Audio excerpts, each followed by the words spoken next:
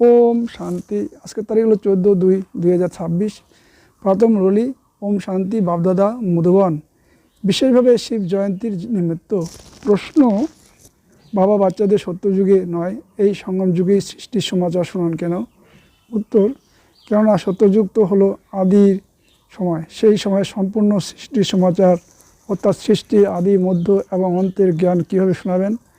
যতক্ষণ না এই সার্কেল রিপিট হচ্ছে ততক্ষণ কীভাবে এই সমাচার শোনাতে পারবেন? এই সঙ্গম যুগেই তোমরা বাচ্চারা বাবার কাছে এই সম্পূর্ণ সমাচার শোনো। তোমরাই জ্ঞানের তৃতীয় নেত্র প্রাপ্ত করো। ওম শান্তি।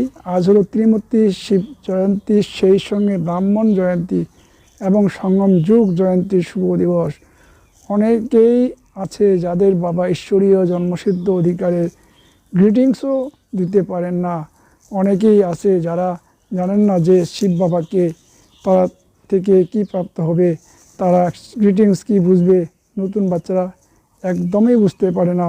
এ হলো জ্ঞান ডান্স। এমন তো মানুষ বলে থাকে যে শ্রীকৃষ্ণ ডান্স করতেন, এখানে বাচ্চারা রাধা কৃষ্ণ সেজে ডান্স করে, কিন্তু নৃত্যের তো কোনো ব্যাপার নেই। সে তো সত্যযুগে ছোটোবেলায় প্রিন্স প্রিন্সেসদের সঙ্গে নৃত্য করবে। বাচ্চারা জানে যে ইনি হলেন বাপদাদা, দাদাকে গ্র্যান্ডফাদার বলা হয়। এই দাদা তো হলেন দেহের পিতা। এ তো হলো ওয়ান্ডারফুল কথা। ওই দাদা হলেন রুহানি আর ইনি হলেন দৈহিক। এদের বলা হয় বাপদাদা। বাবার কাছ থেকে দাদার দ্বারা উত্তরাধিকার প্রাপ্ত হয়।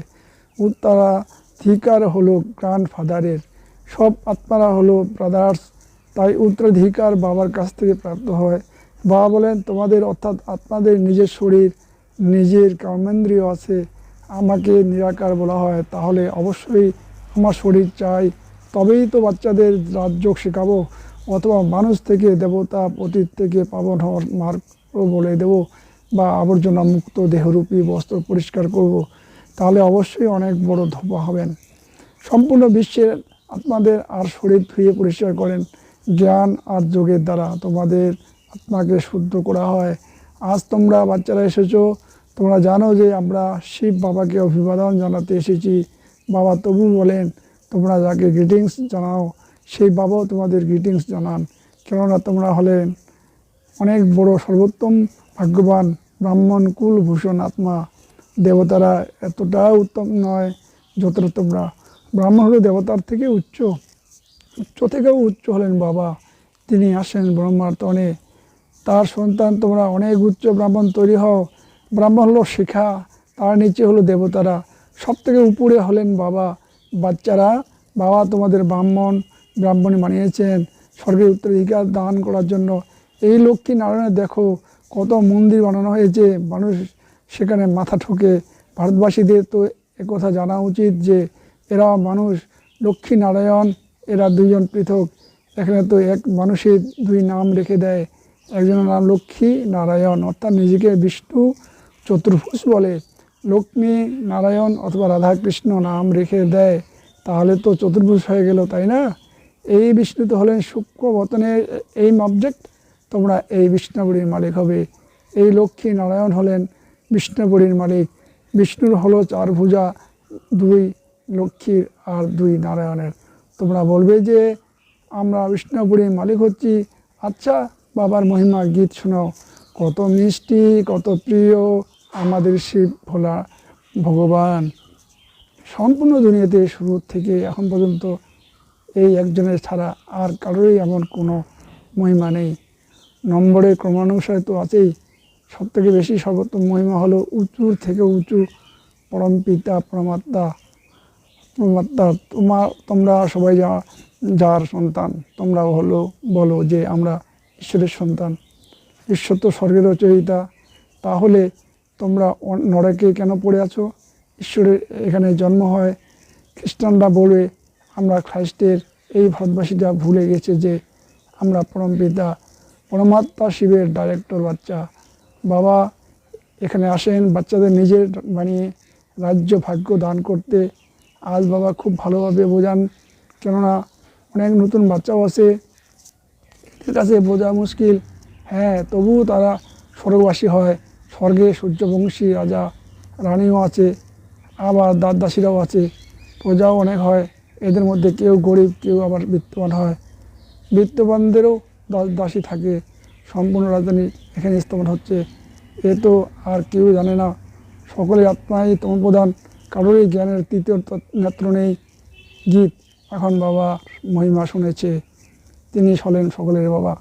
ভগবানকে বাবা বলা হয়। অসীম সুখ প্রদানকারী পিতা।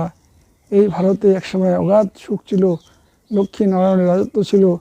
এই লক্ষ্মী নারায়ণ ছোটোবেলায় রাধাকৃষ্ণ, তারপর স্বয়ংবরের পরে লক্ষ্মী নারায়ণ নাম হয়। এই ভারতে 5000 বছর পূর্বে দেবতাদের রাজত্ব ছিল, লক্ষ্মীনারায়ণ ছাড়া আর কারো রাজত্ব ছিল না, কোনো খণ্ড ছিল না। তাই এখন ভারতবাসীদের জানা উচিত যে লক্ষ্মীনারায়ণ পূর্বজন্মে কী কর্ম করেছিলেন। যেমন বলা হবে বিড়ালা কোন কর্ম করছে যে এত ধনবান হয়েছে, তখন অবশ্যই বলবে পূর্বজন্মে অনেক দান পুণ্য করে থাকবে। কারোর কাছ থেকে অনেক ধন আছে, আবার কেউ খেতেও পায় না, কেন কর্ম এমনই করেছে। কর্মকে তো মানো, কর্ম অকর্ম। আর বিকরণের গীত গতি গীতার ভগবান শুনিয়েছিলেন, যার মহিমা শুনেছ। শিব ভগবান হলেন এক, মানুষকে ভগবান বলা যায় না। বাবা এখন কোথায় এসেছেন বোঝানো হয় যে সামনে মহাভারতের লড়াই উপস্থিত। তাই মিষ্টির থেকেও মিষ্টি বাবা বোঝান যে তাকে দুঃখে সবাই স্মরণ করে, দুঃখে সকলে স্মরণ করে। শিব বাবাকে দুঃখেই সবাই স্মরণ করে, সুখে কেউ করে না। স্বর্গে তো দুঃখ ছিল না, ওখানে বাবার থেকে উজ্জিত উদ্রেকা ছিল। 5000 বছর পূর্বে যখন শিব বাবা এসেছিলেন তখন ভারতকে স্বর্গ বানিয়েছিলেন, এখন হলো নরক। বাবা এসেছেন স্বর্গ বানাতে, দুনিয়া তো এর খবরই রাখে না। তারা বলে আমরা সবাই অন্ধ, অন্ধের লাঠি প্রভু তুমি এসো, এসে দৃষ্টি প্রদান করো। বাচ্চারা তোমরা জ্ঞানের তৃতীয় নেত্র পেয়েছ। আমরা আপনারা যেখানে থাকি সে হলো শান্তিধাম, বাবাও ওখানে থাকেন, তোমরা আত্মারা আর আমি থাকি। এনার আত্মাকে বলেন আমি তোমাদের সমস্ত আত্মাদের বাবা, ওখানে থাকি। তোমরা পূর্ণজন্মের পার্ট প্লে করো, আমি সেই পার্ট প্লে করি না। তোমরা বিশ্বের মালিক হও, আমি হই না। তোমাদের 84 জন্ম করতে হয়। তোমাদের বুঝিয়েছিলাম হে বাচ্চারা, তোমরা নিজে জন্মকে জানো না, 84 লাখ জন্ম করে থাকে। এ হলো মিথ্যা কথা। আমি জ্ঞানের সাগর পতিত পাবন, আমি আসি যখন সবাই পতিত হয়। আমি তখনই এসে সৃষ্টি আদি মধ্য এবং অন্তের রহস্য বুঝিয়ে তোমাদের ত্রিকালদর্শী বানাই। অনেকেই জিজ্ঞাসা করে সর্বপ্রথম মানুষের রচনা কীভাবে হয়েছিল, ভগবান কীভাবে সৃষ্টি রচনা করেছিলেন। এক শাস্ত্রেও দেখানো হয় প্রলয় হলো, তারপর অসৎ পাতায় শ্রীকৃষ্ণ এলেন। বাবা বলেন এমন কোনো কথা নয়, এ হলো অসীম জগতের ড্রামা। দিন হলো সত্যযুগ আর ত্রেতা, আর রাত হলো দাপর আর কলিযুগ। বাচ্চারা বাবাকে অভিবাদন করেন। বাবা বলেন তত্তম, তোমরাও 100 ভাগ দুর্ভাগ্যবান অবস্থা থেকে 100 ভাগ সৌভাগ্যবান হও। তোমরা ভারতবাসীরা তেমনই ছিলে, কিন্তু তোমরা জানোই না বাবা এসেছিলেন। এসেই বলেন তোমরা নিজের জন্মকে জানো না, আমি এসে বলি তোমরা 84 জন্ম করেছো। বাবা তোমাদের এই সঙ্গম যুগে সম্পূর্ণ সৃষ্টির সমাচার শোনান, সত্য যুগে তো শোনাবেনই না। সেই সময় সৃষ্টি আদি মধ্য অন্ত হয়নি, তখন আর সমাচার কীভাবে বোঝাবেন। আমি আসি অন্তিমে কল্প সঙ্গম যুগে। শাস্ত্রে লেখা হয়েছে যুগে যুগে শ্রীকৃষ্ণ ভগবান উবাচ, গীতাতে লিখে দেওয়া হয়েছে। সব ধর্মের মানুষ তো শ্রীকৃষ্ণকে ভগবান মানবে না, ভগবান তো নিরাকার, তাই না? তিনি হলেন সব আত্মাদের পিতা, বাবার থেকে উত্তরাধিকার প্রাপ্ত হয়। তোমরা সব আত্মারা হলে ভাই ভাই। পরমাত্মাকে সর্বব্যাপী বলে তো ফাদারহুড হয়ে যায়। ফাদার কি কখনো উত্তরাধিকার প্রাপ্ত করে? উত্তরাধিকার বাচ্চারা প্রাপ্ত করে। তোমরা আপনারা সবাই বাচ্চা, বাবার উত্তরাধিকার অবশ্যই প্রয়োজন। জাগতিক উত্তরাধিকারে তোমরা খুশি হও না, তাই তোমরা ডাকতে থাকো। তোমার কৃপায় আমরা অগাধ সুখ প্রাপ্ত করেছিলাম, এখন আবার রাবণের দ্বারা দুঃখ প্রাপ্ত করার কারণে ডাকতে শুরু করছো। সকলের আত্মাই ডাকতে থাকে, কেননা এদের দুঃখ আছে তাই স্মরণ করে বাবা এসে সুখ প্রদান করে। এখন এই জ্ঞানের দ্বারা তোমরা স্বর্গের মালিক হও, তোমাদের সদ্গতি হয়।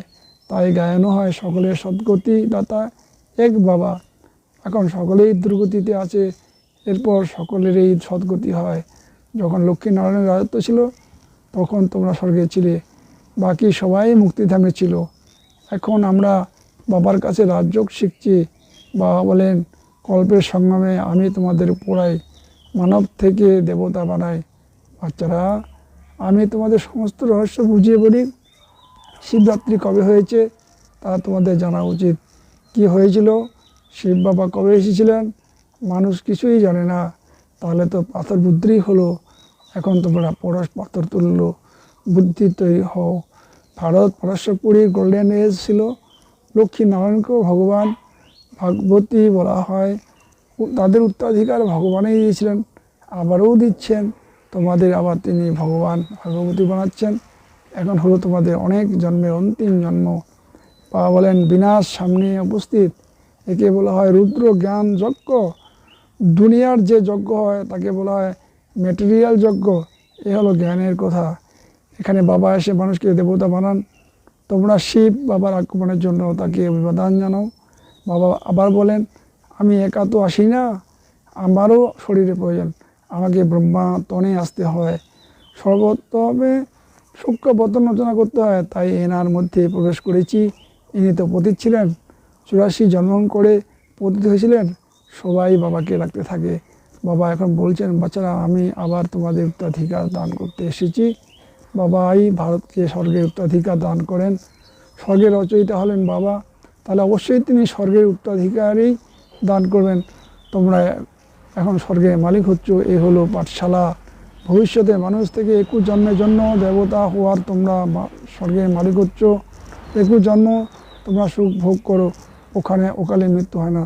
শরীরে আয়ু যখন সম্পূর্ণ হয় তখন সাক্ষাৎকার হয়। আত্মা এক শরীর ত্যাগ করে অন্য শরীর ধারণ করে।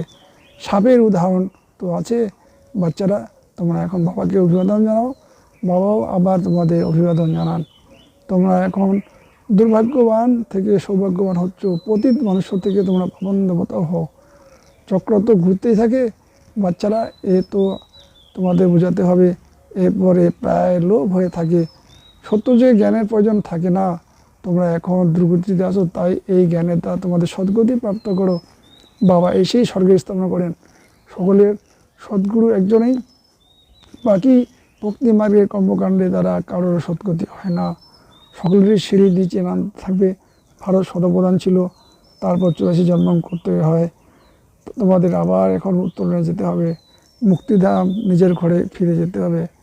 এখন এই নাটক সম্পূর্ণ হয়ে এসেছে। এই পুরনো দুনিয়া শেষ হয়ে যাবে। ভারতকে অবিনাশী খণ্ড বলা হয়। বাবার জন্মস্থান কখনোই শেষ হয়ে যায় না। তোমরা শান্তিধামে গিয়ে আবারও আসবে, এসে রাজত্ব করবে।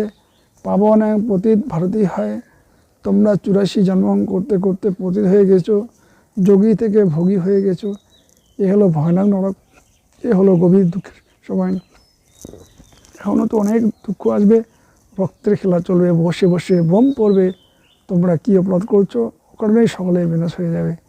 বাচ্চারা তো বিনাশের সাক্ষাৎকার করেছে। তোমরা এখনই এই সৃষ্টিচক্রের জ্ঞান জেনে গেছো। তোমাদের কাছে জ্ঞানের তালোয়ার, জ্ঞান খড়গ আছে।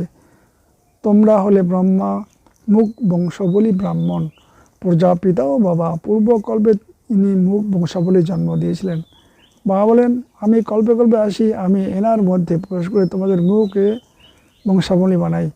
আমি ব্রহ্মার দ্বারা স্বর্গে স্থাপনা করাই। স্বর্গে তো ভবিষ্যতেই যাবে। এই সি দুনিয়া তো শেষ হওয়া উচিত। অসীম জগতের পিতা আসেনি নতুন দুনিয়া রচনা করতে। বাবা বলেন, বাচ্চারা, আমি তোমাদের জন্য হাতে করে স্বর্গ নিয়ে এসেছি।